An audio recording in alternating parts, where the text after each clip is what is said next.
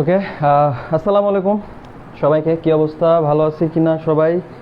And শোনা যাচ্ছে কিনা সব কিছু ঠিকঠাক মতো একটু জানাও আমাকে, ক্লাসটা শুরু করে দিব। আচ্ছা, আই হোপ সব কিছু ঠিকঠাক। সবাই আস্তে আস্তে জয়েন করা শুরু করো। আমি 30টা সেকেন্ড সময় দিচ্ছি, হ্যাঁ সবাইকে। যাদেরকে চিনো তাদেরকে একটু মেনশন করে দাও, যাদেরকে চিনো তাদেরকে একটু মেনশন করে দাও।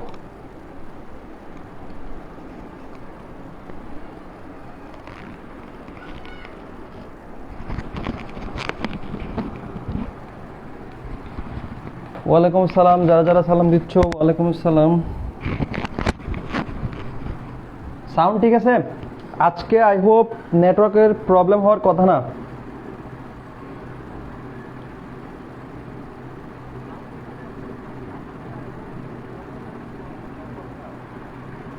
সাউন্ড ঠিক আছে?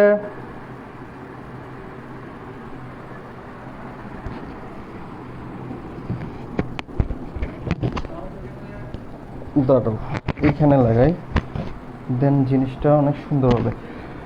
ওকে, ম্যানুয়াল জার্সি পরে আসছে আজকে, যদিও আমি মানুষ সাপোর্টার না।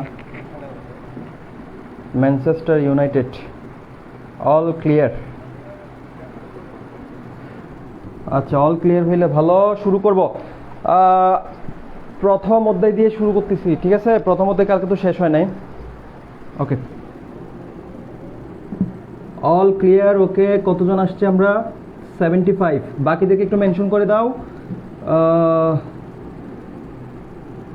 কালকে আম্মুকে সুজি দিয়ে আরিয়ান ভাইয়ার স্পেশাল সিঙ্গারার কথা বলছি। আচ্ছা, ওকে ফাইন, চলো শুরু করি। আচ্ছা ভাইয়ারা, লাস্ট ক্লাসে কি পড়ছিলাম? লাস্ট ক্লাসে কয়েকটা ইম্পর্টেন্ট টপিক পড়ছিলাম, তার মধ্যে দুইটা জিনিস হচ্ছে ইম্পর্টেন্ট ছিল। একটা ছিল ভার্চুয়াল রিয়ালিটি, মানে ভিআর, ভার্চুয়াল রিয়ালিটি, ঠিক আছে? গতকালকে ক্লাসে একটু নেটওয়ার্কের সমস্যা ছিল, আজকে ক্লিয়ার করে দিচ্ছি। তো ভার্চুয়াল রিয়ালিটি কথাটার মানে কি? মানে হচ্ছে তোমার একটা জিনিস তুমি কোনো মতেই সেটা রিয়েলভাবে ফিল করা সম্ভব না। মানে ধরো আমি যে এখন ক্লাসটা নিচ্ছি, তোমার এটা তুমি সামনে থেকে নিজের চোখে তুমি আমাকে দেখতেছো না। এখন তোমার কাছে তাহলে আমি যদি এখন চাই যে আমি তোমাকে জিনিসটা, আমি যে ক্লাস নিচ্ছি এই জিনিসটা যেন তোমাকে আমি একটু বাস্তবের ফিল দিয়ে দিতে পারি, মানে তোমার যেন মনে হয় যে তুমি খুব কাছের থেকে একদম তোমার যেন ফিল হয় যে তুমি রিয়েলভাবে আমার ক্লাস করতেছো, আমার সামনে বসে আমার ক্লাস করতেছো। সো এই ফিলটা দেওয়ানোর জন্যই, মানে একটা পরিবেশের ভার্চুয়ালি, একটা পরিবেশকে ভার্চুয়ালভাবে তুমি দেখতেছো কিন্তু যেন সেটাকে রিয়েল মনে হয়। তো এই যে রিয়েল মনে করানোর জন্য যে প্রযুক্তি, সেটা হচ্ছে ভার্চুয়াল রিয়েলিটি। এটার জন্য কি লাগে? এটার জন্য কি লাগে ভাই বুঝাইছি। এটার জন্য লাগে হচ্ছে ভিআর বক্স। এটার জন্য কি লাগে? VR box. এটার জন্য কি লাগে? VR box. আচ্ছা, ক্যামেরাটা একটু জুম আউট করি, একটু জুম আউট করি, অনেক কাছে থেকে দেখা যাচ্ছে। তাও এই ভিআর বক্স। আচ্ছা, বাকিদেরকে নিয়ে আসো, বাকিদেরকে নিয়ে আসো। 2 মিনিটে মাত্র 100 জন আসছো।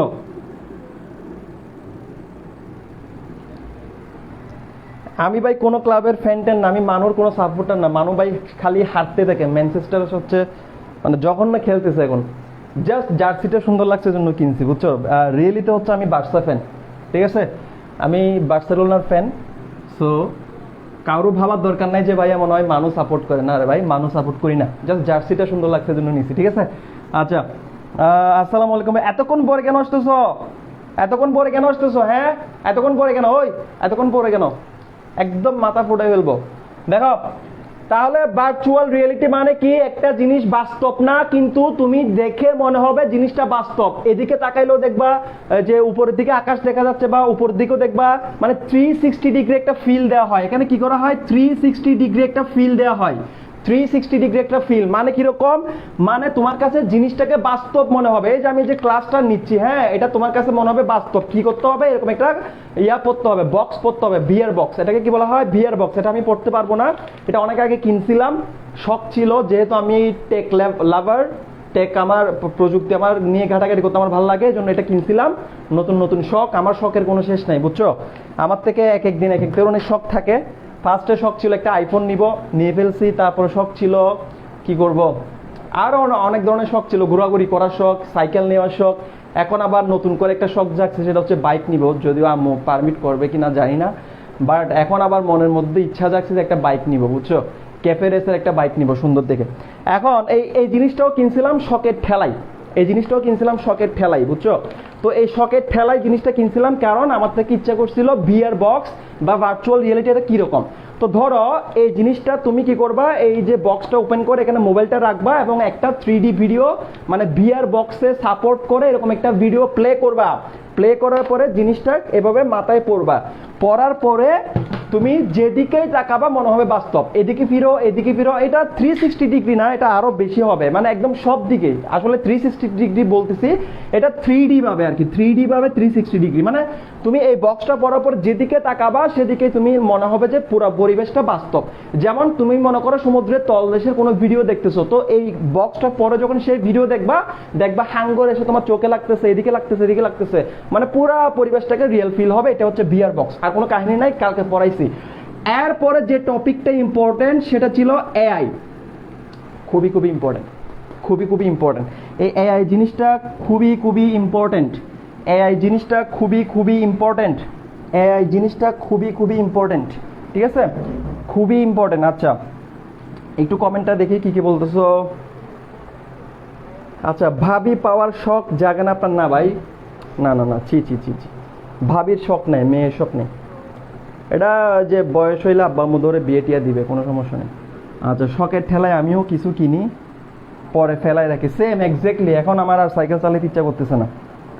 ওকে, আচ্ছা এটার দাম কত? এটার দাম ভাই খুবই কম, 2,500 টাকা ছিল, 2,500 টাকা ছিল, এত বেশি না।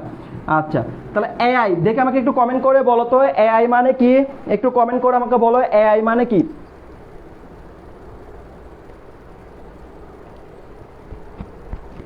একটু কমেন্ট করে আমাকে বলো এআই মানে কি, এটার পূর্ণরূপটা কি, দেখি বলো, কমেন্ট করে বলো এআই মানে কি, এআই মানে কি। শোনো, দরকার না থাকলে ভিআর বক্স কেনার দরকার নাই, মানে যদি একান্ত যদি কোনো কাহিনী না হয় তাহলে ভিআর বক্স কেনার দরকার নাই। Yes, artificial intelligence. তো ভাইয়া ইন্টেলিজেন্স মানে হচ্ছে বুদ্ধিমত্তা, মানুষের যেরকম আক্কেল আছে এরকম আক্কেল। আর এটা কিরকম? আর্টিফিশিয়াল মানে কৃত্রিম, কৃত্রিম কৃত্রিম কৃত্রিম মানে কি, যেটা মানুষের তৈরি করা। কৃত্রিম মানে কি, যেটা মানুষের তৈরি করা, ঠিক আছে। তাহলে আর্টিফিশিয়াল ইন্টেলিজেন্স মানে কি, কৃত্রিম বুদ্ধিমত্তা। এখন ভাই এই যে মানুষ তাহলে বুদ্ধি বানাইছে কার জন্য? এআই মানে হচ্ছে কি কৃত্রিম বুদ্ধিমত্তা, তার মানে কি মানুষ বুদ্ধি বানাইছে কার জন্য? কার জন্য? কম্পিউটারের জন্য, রোবটের জন্য, ঠিক আছে, আরো বিভিন্ন ডিভাইসের জন্য, বেসিক্যালি কম্পিউটারের জন্য।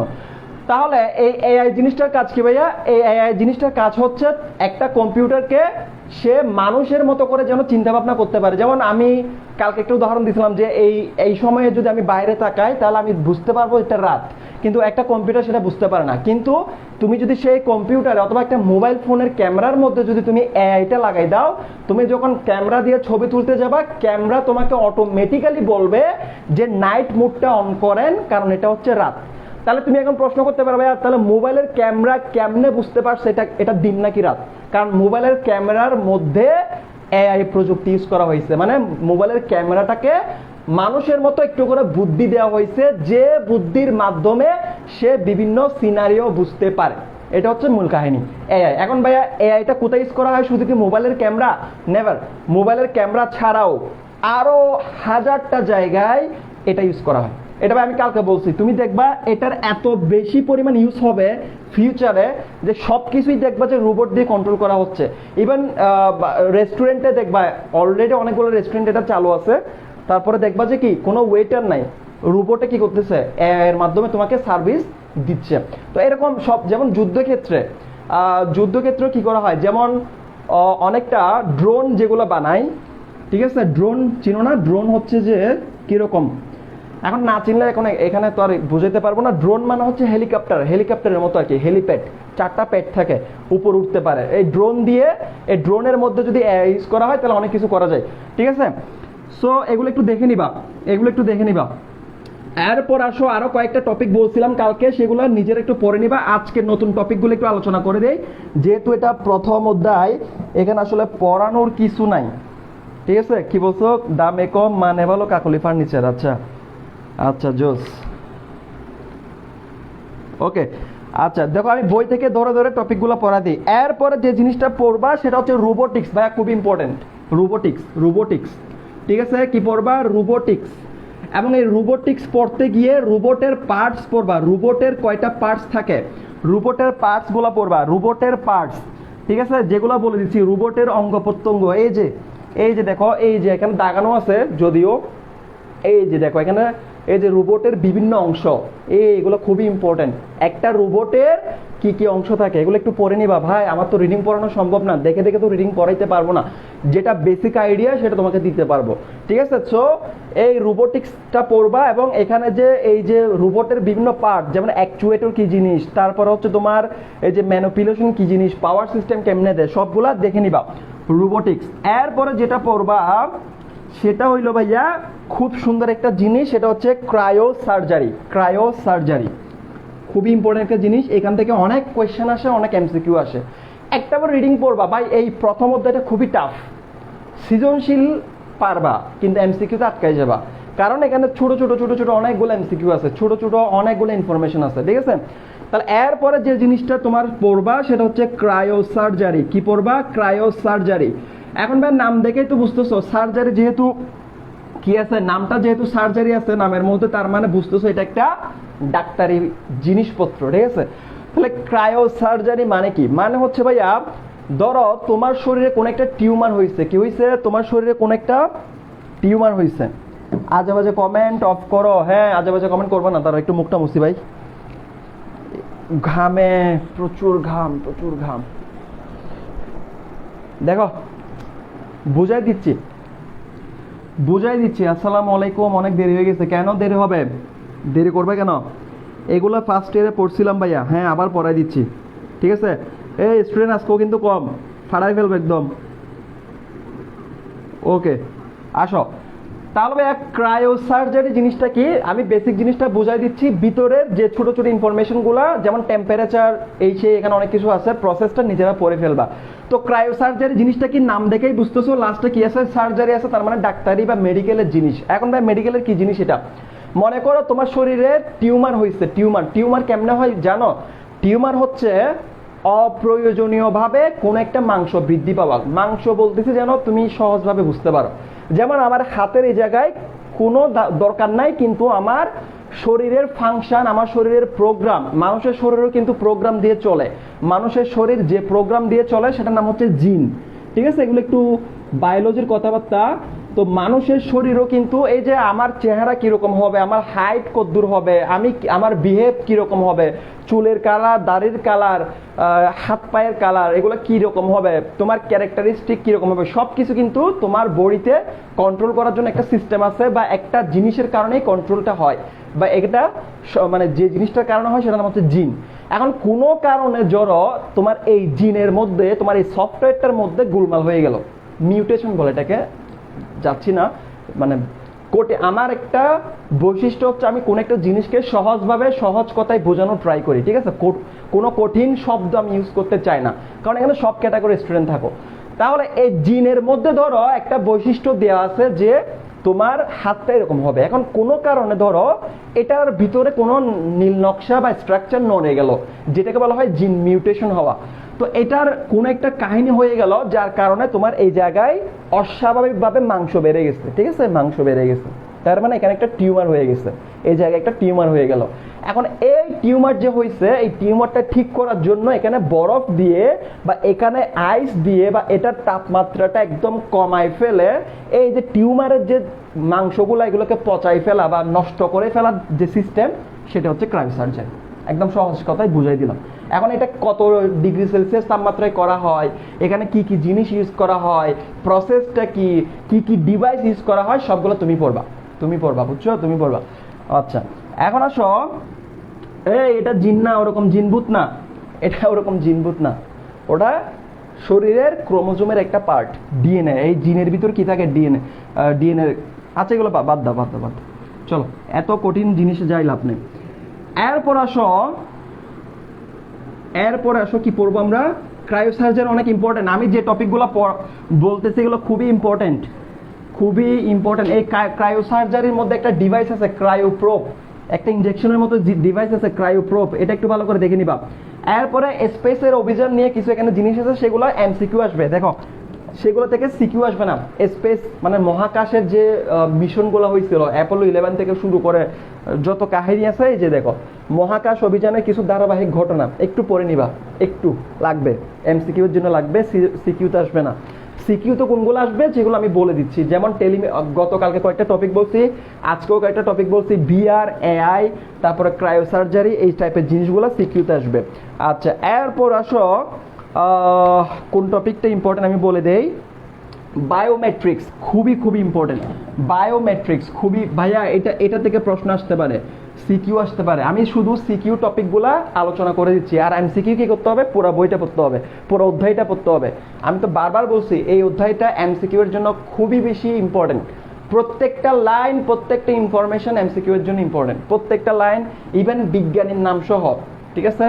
আচ্ছা, তো এখন যে জিনিসটা আমরা সিকিউ টপিকে আসতে পারে সেটা হচ্ছে বায়োমেট্রিক্স। বায়োমেট্রিক্স ভাইয়া এই জিনিসটা যে কত, মানে এটার যে কত বেশি ইউজ হয় সেটা কল্পনার বাইরে, কল্পনার বাইরে। দেখো আমি বলেছি, বায়ো মানে হচ্ছে জীবন, বায়ো মানে হচ্ছে কি জীবন, আর ম্যাট্রিক্স মানে হচ্ছে হিসাব নিকাশ করা বা পরিমাপ করা বা যাচাই বাছাই করা। আচ্ছা, জিনিসটা মানে কি, মানে হচ্ছে ভাইয়া এই যে মানে হচ্ছে তোমার একটা মানুষকে আইডেন্টিফাই করার জন্য, ধর আমি যে আরিয়ান ভাইয়া, এটা তুমি চিনবা কেমনে, বুঝবা কেমনে? পৃথিবীতে 700 কোটি মানুষ আছে। কত কোটি? 700 কোটি। এখন এই 700 কোটি মানুষ তুমি এদেরকে আলাদা করবা কিভাবে? ধরো কারো চেহারা এক রকম, আবার অনেকে জমজ হইতে পারে। ধরো তুমি চেহারা দিয়ে মনে রাখতে চাচ্ছ, কিন্তু কেউ জমজ হইতে পারে। এবং একটা থিওরি আছে কি, পৃথিবীতে একই চেহারার অলমোস্ট 60টা মানুষ থাকতে পারে, ঠিক আছে। তার মানে চেহারা দিয়ে তুমি কি করতে পারবে না, প্রত্যেকটা মানুষকে আলাদা করতে পারবে না, প্রত্যেকটা মানুষের পরিচয় আলাদা করতে পারবে না। আবার তুমি কি করতে পারবে না, তুমি কণ্ঠ দিয়েও পারবে না, ঠিক আছে। তুমি আবার চোখের আইরিস এগুলো দিয়েও পারবে না। তাহলে মোটামুটি চোখের আইরিস দিয়ে মোটামুটি পারা যায়, আইরিস দিয়ে। তবে সবচেয়ে ভালো যে পদ্ধতি সেটা হচ্ছে ফিঙ্গারপ্রিন্ট। সবচেয়ে ভালো যে পদ্ধতি, বায়োমেট্রিক্স মানে হচ্ছে এক একটা মানুষকে আলাদাভাবে পরিচয় দেওয়ার সিস্টেম, এক একটা মানুষকে আলাদা করে চিনে রাখার সিস্টেম। এক এক মানুষকে এক এক জিনিস দিয়ে চিনে রাখবা। যেমন মোবাইল তো সবগুলো মোবাইল, তাহলে মোবাইল কেমনে পৃথক করে? IMEI নাম্বার দিয়ে, ঠিক আছে, EMI নাম্বার দিয়ে। তো এরকম করে প্রত্যেকটা মানুষকে পৃথকভাবে চিনে রাখার জন্য যে উপায়গুলো, সেগুলোকে বলা হয় বায়োমেট্রিক্স পদ্ধতি। সেখানে ধরো কি আছে, ফিঙ্গারপ্রিন্ট সিস্টেম আছে। কি আছে? ফিঙ্গারপ্রিন্ট, সংক্ষেপে লিখতেছি, ফিঙ্গারপ্রিন্ট আছে, আইরিস স্ক্যানার আছে, আইরিস স্ক্যানার। তবে আইরিস স্ক্যানার থেকে, আইরিস মানে হচ্ছে চোখের এই যে মনির উপরে যে জিনিসটা থাকে, যেমন কারো চোখ বাদামি হয়, কারো চোখ লাল রঙের হয়, কারো চোখ নীল রঙের হয়। আর মেয়েরা তো কি করে, মেয়েরা এই যে লেন্স লাগায়, তো লেন্স লাগানোর কারণে যে কালারটা পরিবর্তন হয় ওটাকে বলা হয় আইরিস। কি বলা হয়? আইরিস, ঠিক আছে, আইরিস বলা হয়। তো এখন এই ফিঙ্গারপ্রিন্ট, আইরিস স্ক্যানার, এই সমস্ত যে জিনিসগুলো, এগুলো হচ্ছে বায়োমেট্রিক্সের পদ্ধতি। বায়োমেট্রিক্স মানে একটা মানুষকে আলাদা করে চিনে রাখার পদ্ধতি। তবে ফিঙ্গারপ্রিন্ট দিয়ে কেমনে চিনতে পারে, প্রশ্ন আসে না, ফিঙ্গারপ্রিন্ট দিয়ে কেমনে চিনতে পারে? ফিঙ্গারপ্রিন্ট কি সেম হওয়ার সম্ভাবনা আছে? না। এই একমাত্র ফিঙ্গারপ্রিন্ট, এই যে হাতের এতটুক একটা জায়গার মধ্যে, দেখো সৃষ্টিকর্তা কতটুক, মানে কত বড় একজন ইঞ্জিনিয়ার, কত বড় একজন আর্কিটেক্ট, যে এরকম হাতের ছোট ছোট জায়গার মধ্যে যে প্যাটার্নগুলো আছে, যেমন আমার হাতের এই যে এই থামের মধ্যে যে প্যাটার্নগুলো, এগুলোকে রিচ বলে।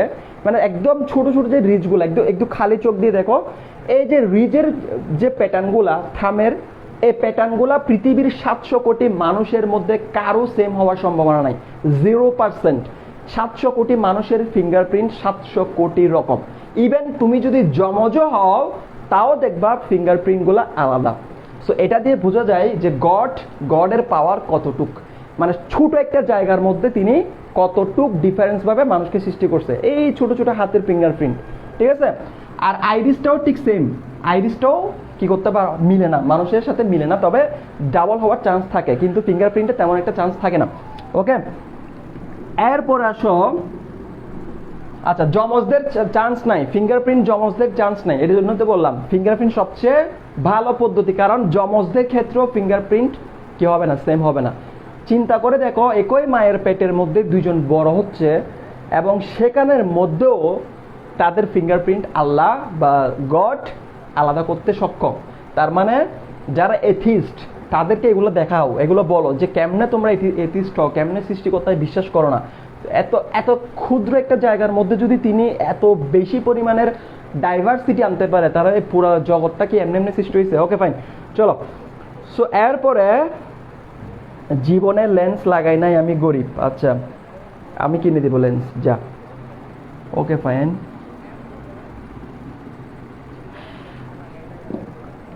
সো এতটুকু পর্যন্ত বুঝতে পারছো কিনা? এতটুকু পর্যন্ত বুঝতে পারছো কিনা? এতটুকু পর্যন্ত বুঝতে পারছো?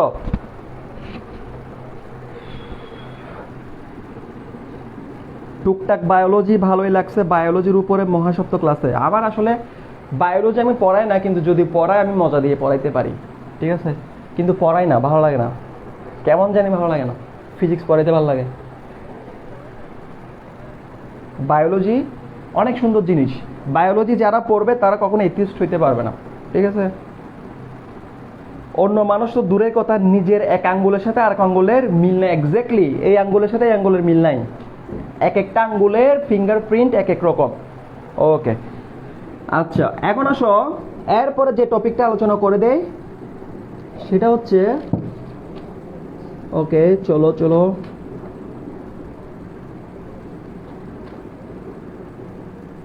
তাহলে বায়োমেট্রিক্স ভালো করে পড়ে নিবা, বায়োমেট্রিক্স ভালো করে পড়ে নিবা। এরপর আসো জেনেটিক ইঞ্জিনিয়ারিং, খুবই ইম্পর্টেন্ট একটা জিনিস, একটু টাফ জিনিস, একটু টাফ জিনিস, কিন্তু আমি তোমাকে সহজ করে বোঝানোর ট্রাই করবো। দেখো একটু টাফ জিনিস, বায়ো বা জেনেটিক ইঞ্জিনিয়ারিং, এটা একটু টাফ জিনিস, আসো দেখি বুঝাইতে পারি কিনা। জেনেটিক কি লিখছে?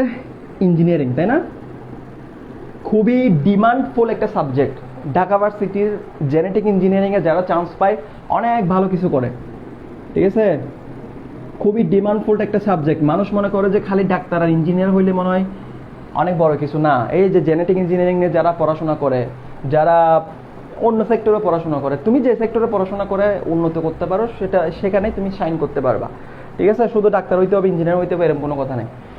তো এই জেনেটিক ইঞ্জিনিয়ারিং বা জিনিসটা মানে কি? তো এই জেনেটিক ইঞ্জিনিয়ারিং এ জিনের একটু কাজ আছে, জিনের কাজ। আচ্ছা আমি তোমাকে একটু বোঝানোর ট্রাই করি, একটুখানি বায়োলজি, ঠিক আছে, একটুখানি 2 মিনিটের বায়োলজি পড়াই। ধরো তোমাকে আমি কি বলছি দেখো, মনে করো এটা একটা মানুষের শরীর, ঠিক আছে। 1 মিনিট একটু বোঝাবো, বিরক্ত হবে না আশা করি। 1 মিনিট একটু বোঝাবো, বিরক্ত হবে না আশা করি। এখন খেয়াল করো, এটা একটা মানুষের শরীর। এখন এত বড় শরীরটা কি ভাই একসাথে হয়েছে? না, আস্তে আস্তে বাড়ছে। কেমনে বাড়ছে? ধরো এই হাতটা আগে ছিল এতটুক, এখন যতই বড় হয়েছি আস্তে আস্তে আস্তে আস্তে আস্তে আস্তে বাড়ছে, আস্তে আস্তে বাড়ছে। তার মানে কি এই চামড়াটাও বাড়ছে, মাংসটাও বাড়ছে, হাড্ডিটাও বাড়ছে। তার মানে মানুষের শরীর আস্তে আস্তে বাড়তে থাকে, একসময় গিয়ে আর বাড়ে না হয়তো, ঠিক আছে। তো এই যে শরীরটা যে তৈরি হচ্ছে, মানুষের শরীরটা যে তৈরি হচ্ছে, তো এই যে শরীরটা, ধরো তুমি যদি একটা দেওয়াল বানাও, একদম সহজভাবে চিন্তা করো, তুমি যদি একটা দেওয়াল বানাও, সেটা এক একটা ইট দিয়ে বানাইতে হবে, একটা একটা ইট দিয়ে সেটাকে বানাইতে হবে, একটা একটা ইট দিয়ে সেটাকে বড় দেওয়াল বানাইতে হবে। তো সেম ভাবে মানুষের শরীরটাকে যদি তুমি একটা ইটের দেওয়াল চিন্তা করো, তাহলে মানুষের শরীরটাও কিছু ছোট ছোট জিনিস দিয়ে তৈরি হয়েছে। পুরা দেওয়ালটা যেমন ইট দিয়ে তৈরি হয়েছে, মানুষের শরীরটাও ভাইয়া ছোট ছোট জিনিস দিয়ে তৈরি হয়েছে। সেই ছোট জিনিসটাকে আমরা বলি কোষ। সেই ছোট জিনিসটাকে আমরা কি বলি? কোষ, ঠিক আছে। সেই ছোট জিনিসটাকে আমরা বলি কোষ। আচ্ছা, এখন মানুষের শরীরে অনেক ট্রিলিয়ন, হাজার হাজার কোটি কোটি ট্রিলিয়ন কি থাকে? কোষ থাকে, এবং অনেকগুলো কোষ দিয়ে আমার শরীরটা, মানুষের শরীরটা গঠিত হয়। আচ্ছা, এখন এই কোষটা খুবই ছোট জিনিস, এবং এই কোষের মধ্যে অনেকগুলো জিনিস থাকে। এই কোষের মধ্যে প্রচুর জিনিস থাকে, যেগুলো আমরা খালি চোখে দেখতে পাবো না। ইভেন আমরা কোষকেও খালি চোখে দেখতে পাই না, এক্সেপ্ট ডিম। ডিম হচ্ছে পুরোটা একটা কোষ। আচ্ছা, ওই আলোচনায় পড়ে যাচ্ছি। এখন জেনেটিক ইঞ্জিনিয়ারিং বুঝাচ্ছি আমরা, একটু ভালো করে বুঝতে হবে। তাহলে কোষ কি জিনিস? দেখো কোষের ভিতরে কি থাকে? কোষের ভিতরে তোমার শরীরটাকে চালানোর জন্য যাবতীয় সব উপাদান দিয়ে থাকে। তোমার শরীর কোত্থেকে শক্তি পাবে, তোমার শরীরের কোন বৈশিষ্ট্য কিরকম হবে, তোমার হাইট কতটুকু হবে, তোমার চুলের কালার কিরকম হবে, তোমার কপাল কিরকম হবে, চোখ কিরকম হবে, তোমার ফর্সা হবা নাকি কালো হবা, তুমি ভালো মানুষ, তোমার ক্যারেক্টারিস্টিক ভালো হবে নাকি খারাপ হবে, মানে মোটামুটি আর কি, এত বেশিও না। ভালো খারাপটা নির্ভর করে আসলে নিজের মাইন্ডের উপর। তুমি এখন চাইলে একটা খারাপ কাজ করতে পারবা, আবার চাইলে ভালো কাজ করতে পারবা, নিজের মাইন্ডের উপর। তারপরেও মোটামুটি মানে জেনারেল ভাবে একটা মানুষের বৈশিষ্ট্যটা নির্ভর করে আসলে কোষের ভিতরে একটা উপাদান থাকে, সেই উপাদানটার নাম হচ্ছে জিন। এই উপাদানটার নাম হচ্ছে জিন, আমি আগেই বলছি। এই উপাদানটার নাম হচ্ছে কোষের ভিতরে একটা ছোট্ট উপাদান থাকে, সেটার নাম হচ্ছে জিন। আর এই জিনের মধ্যে তোমার জন্য যেরকম প্রোগ্রাম করা, তোমার জন্য যেরকম সফটওয়্যার দেওয়া আছে, সেই সফটওয়্যার অনুযায়ী তোমার শরীরটা গঠিত হবে। তোমার যদি সফটওয়্যারের মধ্যে যদি লেখা থাকে তুমি কালো হবা, তুমি কালো হবা। সফটওয়্যারের মধ্যে লেখা থাকে তুমি অতিরিক্ত ফর্সা হবা, তুমি অতিরিক্ত ফর্সা হবা, এরকম আর কি। তো এখন কোনো কারণে ধরো তুমি চাচ্ছ তোমার এই যে জিনের যে সফটওয়্যারটা, ওটা তুমি পাল্টাই ফেলবা। কিরকম? তুমি ধরো চাইতেছো যে আমি মিক্সড প্রজাতির জিনিস বানাবো। কিরকম? আমি ধরো খরগোশ, একটা নিলাম খরগোশের জিন, আর একটা নিলাম ধরো ইঁদুরের জিন, আর একটা নিলাম ধরো হচ্ছে ইঁদুরের জিন। খুবই ইম্পর্টেন্ট জিনিস ভাই এগুলো। আসলে এগুলোর ইম্পর্টেন্স বলতে গেলে অনেকভাবে বলতে হবে। এগুলো নিয়ে পৃথিবী পুরা অনেকে গোপনে অনেক কিছুই করতেছে, বিশেষ করে চায়না কি করতেছে, জেনেটিক ইঞ্জিনিয়ারিং এর মাধ্যমে অনেক কিছু করতেছে, একটু পরে বলতেছি। আগে এই জেনেটিক ইঞ্জিনিয়ারিং কথাটা বুঝো। ধরো খরগোশের সফটওয়্যার হচ্ছে কিরকম, খরগোশের জিন হচ্ছে কি, খরগোশের জিনের মধ্যে লেখা আছে সে খরগোশ হবে, আবার ইঁদুরের জিনের মধ্যে লেখা আছে সে ইঁদুর হবে। এখন তুমি কোনোভাবে খরগোশের জিনের ভিতরে ইঁদুরের জিনটাকে ঢুকাই দিলা, তাহলে এটাকে কি করলাম, মিক্স করলাম না, সংকরায়ন করলাম না, মিক্স করলাম না, এটা দুইটা জিন একসাথে করে ফেললাম না। এখন দুইটা জিন যখন একসাথে করে ফেলছো, তখন সেটা আর খরগোশও থাকবে না, ইঁদুরও থাকবে না, নতুন প্রজাতির একটা জিনিস হবে। এবং এই নতুন প্রজাতির জিনিস তৈরি করার যে প্রযুক্তিটা, যে সিস্টেমটা, যে ইঞ্জিনিয়ারিংটা, সেটাই হচ্ছে আসলে জেনেটিক ইঞ্জিনিয়ারিং। তার মানে জেনেটিক ইঞ্জিনিয়ারিং এর মাধ্যমে কি পরিবর্তন করা হয়, জিনটাকে পরিবর্তন করা হয়। জেনেটিক কোত্থেকে আসছে, জিন থেকে আসছে। তাহলে জেনেটিক ইঞ্জিনিয়ারিং এর মাধ্যমে জিনটাকে পরিবর্তন করা হয়। সেটা হইতে পারে মানুষের জিন, সেটা হইতে পারে পশু পাখির জিন, হোয়াটএভার, সেটা হইতে পারে একটা ভাইরাসের জিন, অনেক কিছু হইতে পারে। এখন তো ভাইয়া এই জেনেটিক ইঞ্জিনিয়ারিং কেন ইম্পর্টেন্ট? কারণ ভাইয়া ধরো তুমি উন্নত প্রজাতির মানুষ তৈরি করতে চাচ্ছ, তুমি ধরো হেলদি মানুষ তৈরি করতে চাচ্ছ, তখন তুমি কি করবা, তুমি ধরো আর্মি তৈরি করতে চাচ্ছ, অনেক শক্তিশালী আর্মি। যেমন বাংলাদেশের ছেলেরা একটু খাটো হয়, বাংলাদেশের ছেলেরা এত বেশি লম্বা হয় না। তুমি পাকিস্তানি ছেলেরা দেখবে একটু বেশি লম্বা হয়, বা ইউরোপের যে মানে জাতিগুলা তারা একটু লম্বা হয়, কিন্তু এশিয়ার যে জাতিগুলো তারা একটু খাটো হয়। এখন তুমি কি করলা, তোমার আর্মির মধ্যে যারা মানুষ আছে তাদের তুমি জিনটা একটু পাল্টাই দিলা, এবং সেই জিনের মধ্যে তুমি এমন কিছু মিক্স করলা যার কারণে তোমার আর্মিটা খুব শক্তিশালী হবে, একদম পাওয়ারফুল হবে, ইন্টেলিজেন্সও বাড়বে। তুমি কিন্তু চাইলে সেটা করতে পারবা। এক্স্যাক্টলি অনেকগুলো দেশ গোপনে এই কাজগুলো করার ট্রাই করতেছে। চায়না হচ্ছে তার মধ্যে এক নাম্বার আছে। চায়না খুবই খারাপ একটা জাতি। ওরা যে ফিউচারে কি করবে সেটা নিজেরাও জানে না। চায়না অলরেডি একটা ফেক সূর্য বানাইছে, সান মানে ফেক একটা সান বানাইছে, যেটা 101 সেকেন্ডে মনে হয় কত বিলিয়ন টেম্পারেচার কি করতে পারছে, উৎপন্ন করতে পারছে।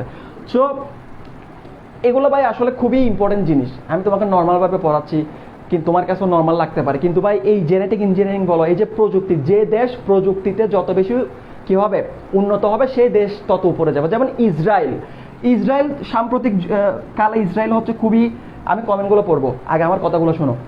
যেমন সাম্প্রতিক কালে ইসরায়েলকে সবাই ভয় পায়, বা ইসরায়েল হচ্ছে খুবই ছোট একটা দেশ, খুবই ছোট, মনে হয় 70 মিলিয়ন মনে হয় মানুষ ওদের, মানে একদম ছোট একটা দেশ, কিন্তু ইসরায়েলের সাথে কেউ যুদ্ধ করে পারে না।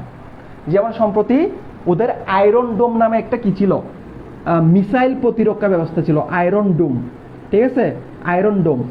তো এই আয়রন ডোম এটা একটা প্রযুক্তি, যে প্রযুক্তির মাধ্যমে তোমার দেশে যদি কেউ রকেট হামলা চালায়, বিমান হামলা চালায়, বা মিসাইল হামলা চালায়, সেটাকে তুমি কি করতে পারবে, প্রতিরোধ করতে পারবা। এই জিনিসটা ইউএস এর কাছে পর্যন্ত নাই, আয়রন ডোম যে ব্যবস্থাটা। তো এটা ওরা কেমনে বানাইছে, জাস্ট প্রযুক্তির মাধ্যমে, ব্রেইনটাকে কাজে লাগাইছে। এখন বাংলাদেশে কেন এরকম হয় না? কারণ ভাই বাংলাদেশে সবাই বিসিএস ক্যাডার হইতে চায়, ডাক্তার হইতে চায়, ইঞ্জিনিয়ার হইতে চায়, কেউ গবেষণা করতে চায় না। এই জিনিসগুলো নতুন জিনিস কখন তৈরি হবে, যখন তুমি গবেষণা করবা। বিভিন্ন ভার্সিটি, বাংলাদেশের কোনো ভার্সিটিতে রিসার্চ সেন্টার নাই।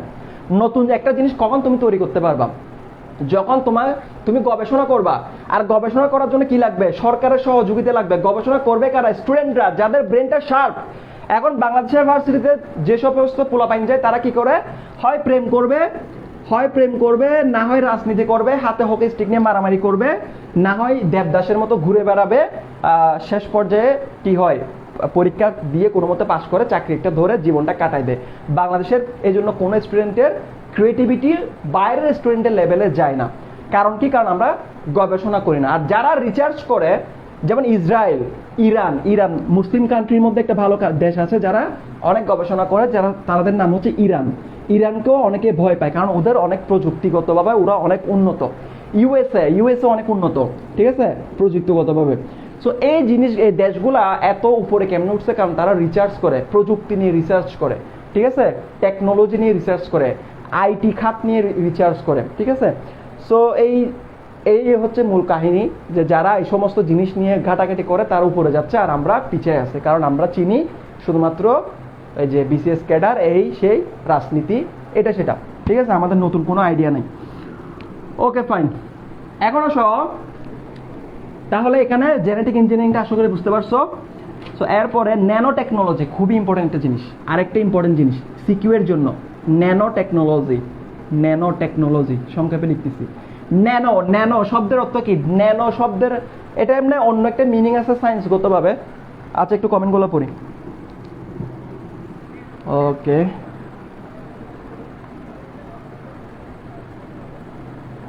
আমি বিসিএস ক্যাডার হব, আমার শ্বশুর বলছে, আর না হয় মেয়ে বিয়ে দিবে। হ্যাঁ ভাই, হইছি। ওকে ফাইন, আমাদের খেলাধুলা আর পোশাক তৈরিতে লাগে তারা গবেষণা, তাই তারা উন্নত। আচ্ছা, ওকে ফাইন, ওকে, একটু কমেন্টগুলো পড়ি। অনেক ভালো লেগেছে, বুঝতে পারছি ভাইয়া, থ্যাংক ইউ। জিনের মধ্যে ইঞ্জিনিয়ারিং মানে হচ্ছে জেনেটিক ইঞ্জিনিয়ারিং, হ্যাঁ রাইট। আবার এই জিন মানে ওই জিন না, রাতের অন্ধকারে ধরে যে ওই জিনটা না। ভাইয়া আপনি কোন কোচিংয়ে পড়ছিলেন এডমিশন টাইমে? আচ্ছা, বেসিক্যালি আমি হচ্ছে এই যে ঢাকার উদ্ভাসের ফার্ম গেটের ব্রাঞ্চে করছিলাম, কিন্তু মানে আমার প্রিপারেশনটা ছিল যদি ইঞ্জিনিয়ারিংয়ের জন্য, তো লাস্ট পর্যায়ে হচ্ছে ওই যে মানে আব্বুর ইচ্ছা ছিল মেডিকেলে, তো সেই জন্য আমি মেডিকেলে কোনো কোচিং করি না, জাস্ট নিজে পড়ছিলাম। ওর মধ্যে যা কপালে থাকে তাই হয়েছে আর কি। বেসিক্যালি কোচিংটা করছি ইঞ্জিনিয়ারিংয়ের জন্য, উদ্ভাসে করছিলাম। আচ্ছা, এখন আসো ন্যানো টেকনোলজি নিয়ে একটু পড়াই তো। ওকে ফাইন, কমেন্ট পড়েন। আচ্ছা, কমেন্ট পড়ি, কি কমেন্ট করতেছো দেখি। আজে বাজে কমেন্ট করলে পড়বো না। ওই একটাও কাজের কমেন্ট নাই স্যার। হ্যাঁ ভাইয়া, কয়েকদিন আগে একটা ভিডিও ভাইরাল হলো, সাবু সফের কি মহিলাটা ফর্সা হওয়ার জুস খেয়ে, আর ওই মহিলাটা ফালতু বেড়া ধুর। বাংলাদেশে যে কত টাউট বাটপার আছেন, এখন টাউট বাটপার যদি চিনতে না পারো তাহলে কেমন হবে? সে কি প্যারালাইসিস রুগী বলে তার কাছে এমন ক্রিম আছে যেটা মুখে মাখলে প্যারালাইসিস রুগী ভালো হয়ে যায়। আমার জন্য একটু কিনে আনিস, আমারও ফর্সা হওয়ার খুবই ইচ্ছা, ঠিক আছে। আরিয়ান ভাইয়া ফর্সা হইতে চাই, ওই সাবু শপ থেকে আমার জন্য একটা ক্রিম কিনে আনিস তো ভাই। ওকে ফাইন, চলো। ওকে, এরপর আসো ন্যানো টেকনোলজি। ভাইয়া ন্যানো শব্দটা একটা রূপকত্বে ব্যবহার করা হয়েছে এখানে। ন্যানো মানে আরেকটা মিনিং আছে ডেসি, সেন্টি, মিলি, মাইক্রো, ন্যানো, পিকো, ফেমটো। এগুলো তোমরা যারা সায়েন্সে তারা জানো। এগুলো হচ্ছে যে 10-এর একক, মাইনাস একক, ডেসি, সেন্টি, মিলি, মাইক্রো, ন্যানো, পিকো, ফেমটো। ক্লাস 9-এ মুখস্থ করছিলাম, এখন মনে আছে। তারপরে এগুলো হচ্ছে মাইনাসের কি তোমার এই কি বলে, মাইনাসের পাওয়ারের নাম, আর প্লাসের এগুলো হচ্ছে ডেকা, হেক্টো, কিলো, মেগা, গিগা, টেরা, পেটা, ঠিক আছে। সো ওই রকম না, এই জিনিসটা ন্যানো মানে বোঝাইছে ক্ষুদ্র, ন্যানো মানে বোঝাইছে ক্ষুদ্র, ঠিক আছে। আর টেকনোলজি মানে টেকনোলজি। তো ভাই এটা কি জিনিস তুমি নিজেও বুঝতে পারতেছো। যেমন আগেকার যুগে একটা কম্পিউটার বানানোর জন্য পুরো এরকম একটা রুমের দরকার হয়েছিল, এখন তোমার মোবাইলটা একটা কম্পিউটার। তোমার মোবাইলের মধ্যে যে চিপচ্যাট ইউজ করা হয়, প্রসেসর ইউজ করা হয়, প্রসেসর, এই প্রসেসরটা কত ছোট একটা মানে একদম এই সাইজের একটা প্রসেসর, একদম এই সাইজের। তো এত যে জিনিসটা দিয়ে তোমার মোবাইলটা চলতেছে, আগে একটা প্রসেসরের জন্য অনেক বড় একটা স্পেস লাগতো, এখন তোমার ন্যানো টেকনোলজির মাধ্যমে তোমার এই প্রসেসরটাকে, প্রসেসর বলো মাদার বোর্ড বলো, আচ্ছা আগেকার মোবাইলের সাইজ দেখছো, আগেকার মোবাইলের সাইজ এত মোটা মোটা হইতো, এত লম্বা লম্বা, আর এখনকার মোবাইল এতটুকুর মধ্যে মোবাইল বানানো যাচ্ছে। কেমনে সম্ভব? কারণ আমরা জিনিসগুলোকে ছোট ছোট করে বানাইতে শিখছি। কেমনে ছোট করে কেমনে বানানো যায়? ট্রানজিস্টরের মাধ্যমে। এগুলো সায়েন্সের কথাবার্তা আমি এখানে বলবো না। ট্রানজিস্টরের মাধ্যমে এবং লজিক গেটের মাধ্যমে, ঠিক আছে, এখানে লজিক গেট ইনক্লুডেড আছে। তো ট্রানজিস্টরের মাধ্যমে পৃথিবীর ইতিহাসে ট্রানজিস্টর আবিষ্কার হওয়াটা, মানে যদি বলো যে ভাইয়া গত 200-300 বছরে পৃথিবীর সবচেয়ে বড় আবিষ্কার কি, তাহলে আমার কাছে পার্সোনালি মনে হয় ট্রানজিস্টরের আবিষ্কার হচ্ছে সবচেয়ে ইম্পর্টেন্ট আবিষ্কার। কারণ এই ট্রানজিস্টর আবিষ্কার হয়েছে দেখেই সবগুলা জিনিসকে তুমি ছোট আকারে পাচ্ছ, না হলে ছোট আকারে পাইতে না, ঠিক আছে। সো এই ন্যানো টেকনোলজি মানে হচ্ছে বড় জিনিসকে ছোট জিনিস হিসেবে বানানো, মানে ছোট ছোট জিনিস যে বানানোর যে প্রযুক্তি, সেটাই হচ্ছে আসলে ন্যানো টেকনোলজি। তো এই ন্যানো টেকনোলজি দিয়ে কি করা যায়? অনেক কিছু করা যায়। যেমন আগেকার ক্যামেরা ছিল এত বড়, আর এখন মোবাইলের মধ্যে ছোট ক্যামেরা, ইভেন এত ছোট ছোট ক্যামেরা আছে যেগুলো তুমি দেখবাও না। মেয়েদেরকে অনেক হোটেলে টোটেল কি করা হয়, ব্ল্যাকমেল করা হয়, কারণ আগের থেকে ক্যামেরা ফিট করে রাখা হয়, সেই ক্যামেরা সে চোখেও দেখে না। তো এই যে এত ছোট ক্যামেরা কেমনে বানাইতে পারছে? ন্যানো টেকনোলজির মাধ্যমে বানাইতে পারছে, এটা হলো মূল কথা। আচ্ছা এখন আসো, আর কয়েকটা টপিক আছে ভাইয়া, এগুলো একটু বলে দেই। এগুলো আসলে পড়তে হবে ভাইয়া, না না পড়লে কিচ্ছু বুঝবে না। মানে এগুলো পড়তে হবে এবং সবগুলা শিখতে হবে, মুখস্থ রাখতে হবে। আমি ইম্পর্টেন্টগুলা বলে দিচ্ছি আর কি। ওকে, না এখানে আর কোনো আমি টপিক দেখতেছি না আপাতত। আর একটা টপিক দেখতে পারো যে আইসিটি, মানে আইসিটি দিয়ে আসলে আইসিটি দিয়ে কোন কোন খাতে উন্নয়ন করা যায়, ঠিক আছে, একটা প্রশ্ন দেখতে পারো প্রথম অধ্যায়ের জন্য। আইসিটি দিয়ে কোন কোন চিকিৎসা খাতে কেমনে অবদান রাখা যায়, শিক্ষা খাতে কেমনে অবদান রাখতে পারবা, ব্যবসা বাণিজ্যে কেমনে আইসিটি দিয়ে অবদান রাখতে পারবা। তো আইসিটি এর বিভিন্ন সেক্টরগুলা, বিভিন্ন সেক্টর, এই প্রশ্নটা একটু দেখবা। বিভিন্ন সেক্টর আইসিটি দিয়ে, যেহেতু এটা আইসিটি এর অধ্যায়, তো আইসিটি এর সুবিধা অসুবিধা বিভিন্ন সেক্টরে সেটা একটু দেখে নিবা। এই হলো আমাদের টপিকগুলা। সো আপাতত যে টপিকগুলো বলছি সেই টপিকগুলো ভালো মতো পড়বা। কার জন্য? সিকিউ এর জন্য। আর এমসিকিউ এর জন্য কি করবা ভাইয়া? পুরো অধ্যায়টা রিডিং করবা। আচ্ছা, এর মধ্যে আজকে কিন্তু প্রথম অধ্যায়টা শেষ। এর মধ্যে একটা জিনিস মিস গেছিল, আমি সেটা একটু পড়াই দেই। মিস গেছিল সেটা হচ্ছে থার্ড অধ্যায়। থার্ড অধ্যায়ের মধ্যে আমি শুধু বাইনারি যোগটা দেখাইছিলাম। আমি কি দেখাইছিলাম? বাইনারি যোগ, ঠিক আছে, আমি বাইনারি যোগ দেখাইছিলাম। তো ভাইয়া বাইনারি যোগ করার জন্য কিন্তু একটা নিয়ম আছে, মূল একটা নিয়ম আছে, যেটা খুবই কঠিন, বাচ্চা কাচ্চাদের খুবই কঠিন লাগে, সেজন্য আমি অন্য নিয়মে করাইছিলাম। আমার নিয়মে করবা, কোনো সমস্যা নেই। তো কিন্তু ভাইয়া বাইনারি যোগ পড়াইছিলেন, কিন্তু অক্টাল যোগ পড়ার নাই, হেক্সাডেসিমালের যোগ পড়ার নাই। তো ভাইয়া অক্টালের যোগও সেম, হেক্সাডেসিমালের যোগও সেম। কি করবা? ধরো তোমাকে আমি একটা কি করলাম, যোগ অঙ্ক দিলাম, অক্টালের যোগ অঙ্ক, যেমন 3, 4, এখানে 8, আর এখানে ধরো 1, 2, এখানে ধরো 8। এখন বললাম এটা যোগ করো। তাহলে ভাই এটা যোগ কেমনে করবা? সিস্টেম খুবই সহজ। এটাকে বাইনারিতে নিয়ে যাবা, এটাকে বাইনারিতে নিয়ে যাবা, এইটাকে বাইনারিতে নিয়ে যাবা, এইটাকে বাইনারিতে নিয়ে যাবা, মানে অক্টালের বাইনারি বের করবা, এই অক্টালের বাইনারি বের করবা, এরপরে বাইনারি দিয়ে যোগ করবা। বাইনারি যোগ তো তোমাকে শিখাইতে হচ্ছে না, শিখে আসছো। তাহলে বাইনারিতে যোগ করবা। বাইনারি যোগ করে দাও, তুমি এরকম একটা নাম্বার পাইছো, 10101111, এরকম একটা নাম্বার পাইছো। এরপর এই বাইনারি নাম্বারটাকে অক্টালে কনভার্ট করে এখানে বসাই দিবা, ঠিক আছে, 3 বিট 3 বিট করে অক্টালে বসাই দিয়ে কি করবা? এদিক থেকে ধরে 3 বিট 3 বিট 3 বিট এখানে বসাই দিবা, যোগফল হয়ে যাবে। আর এত কষ্ট করতে না চাইলে ক্যালকুলেটরটা হাতে নিয়ে টাসটা যোগ করে ফেলবা, ঠিক আছে। আচ্ছা, পরীক্ষার ইয়াতে যদি প্রশ্ন আসে যোগ করার জন্য, এই সিস্টেমে যোগ করবা, এটা লিখিত পদ্ধতি। আর যদি এমসিকিউতে যোগ করতে হয়, চোখ বন্ধ করে ক্যালকুলেটর ইউজ করবা। ক্যালকুলেটরের ব্যবহার কোথায় পাবা? ইউটিউবে পাবা, সেটা আমার দেখানো সম্ভব না, এখানে আমি কেমনে দেখাবো। আর সেম ভাবে যদি হেক্সাডেসিমাল যোগ করতে হয়, সেম ভাবে যদি হেক্সাডেসিমাল যোগ করতে হয়, যেমন ABC DEF, তোমাকে বলবো এটা যোগ করে দাও, তাহলে কি করবা?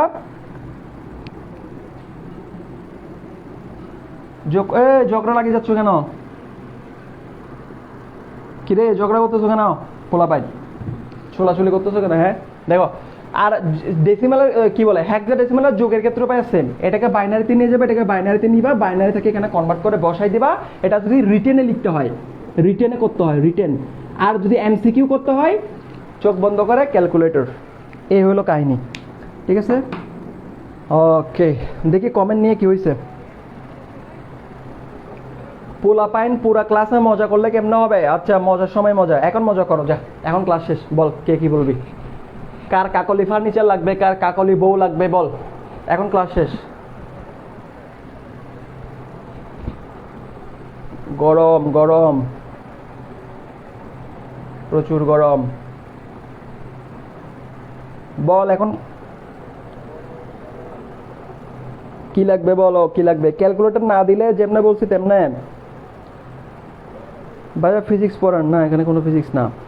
ভাই আমার বউ লাগবো। রাহাত, তুই বউ পাবি না, তোর কপালে বউ নাই, আগে থেকে বলে দিলাম। রাহাতের কপালে বউ নাই। আর কার থেকে লাগবে বল? যারা বউয়ের কথা বলবি তাদের সবাইকে অভিশাপ দিয়ে দিব, বউ লাগবে না, বউ পাবি না, বউ পাবি না। ভাইয়া আজকেও গেমে গেছেন? হ্যাঁ ভাইয়া, অনেকগুলো লাইট, তোমাদের জন্য অনেক কষ্ট করে ক্লাস নেই। নো জগরা চিল। ওকে ভাইয়া, কালকে থেকে কি সেকেন্ড? হ্যাঁ, কালকে থেকে সেকেন্ড অধ্যায় শুরু হবে, লাগাতার ক্লাস চলবে। বলছিলাম তো লাগাতার পড়াবো। এখন লাগাতার 2 দিন ক্লাস নিয়েছি, লাগাতার আরও 3টে ক্লাস নিতে পারি, ঠিক আছে? যতটা লাগে আর কি সেকেন্ড চ্যাপ্টারের জন্য। ওকে, এবার চুপ করে ক্লাস করো ভাইয়া। Okay fine. ফিজিক্স লাগবে, আচ্ছা ফিজিক্স পড়াবো। আরিয়ান ভাইয়ার জন্য কাকলি বউ লাগবে না, আমার কাকলি বউ লাগবে না। কাকলি বউ লাগবে না আমার।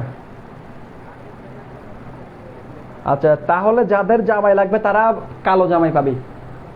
ফাইজা ফিহু, ফাইজা ফিহু হচ্ছে কালো জামাই পাবে। কালো ভুড়িওয়ালা ডেকসি বেড়ে জামাই পাবি তুই। আচ্ছা, তারপর আর কার থেকে কি লাগবে? ভাইয়া ফিজিক্স কোর্স শুরু করেন প্লিজ। আপনার আমার আশায় কেন বসে থাকবো ভাইয়া? অনেকগুলো ছাড় আছে না ভাইয়া, পরে ফেলো না, আমার থেকে সময় থাকলে তো শুরু করতাম। ভাইয়া ফর্সা হতে চাইলে বোম জোস খাবেন না, আমি কোনো জোস খাবো না, আমার ফর্সা হওয়ার ইচ্ছে নাই। আমার উল্টাপাল্টা জুস খেয়ে ফর্সা হওয়ার থেকে ভাই যেরকম আছে সেরকম ভালো। ভাই HTML ফর্মটা করাইন প্লিজ। আচ্ছা করাই দিব ভাই, করাই দিব যা। ভাই আমি বিয়ে করতে চাই, তোর বিয়ে হবে না, আগামী 10 বছরে তোর বিয়ে হবে না পায়েল। তারপরে কি জামাই লাগলে কি করবো? জামাই লাগলে ওই যে গঙ্গাসাগরে ডুব দিয়ে আসো, যাও। এত জামাই দিয়ে কি করবা? হ্যাঁ, এত জামাই দিয়ে কি করবা? জামাই কি ভালো জিনিস নাকি? হ্যাঁ, মানে চাইলেই পাওয়া যায় জান্নাতুল লুপা, এই জন্য আমি বলি নাই জামাই লাগবে। ওকে ওকে ফাইন, আল্লাহ হাফেজ, যাচ্ছি গা। এত বেশি বউ জামাই দিয়ে কি করবা? হ্যাঁ, সিঙ্গেল থাকো, সিঙ্গেল লাইফ মানে মজা। বউ জামাই মানে একটা সফটওয়্যার তোমাদের জন্য বানানো হয়েছে, একটা সফটওয়্যার বানানো হয়েছিল। কালকে বলছি আজকে একটু দেখাই দেই। ওয়েট করো, কই রে সফটওয়্যারটা? বা হারাই ফেলছি, নেক্সট ক্লাসে দেখাবো, ঠিক আছে? ওটা তোমাদেরকে দিয়ে দিব, APK ফাইল, ওটা তোমাদেরকে দিয়ে দিব, ঠিক আছে ভাইয়া? যাচ্ছি গা, আল্লাহ হাফেজ, টাটা।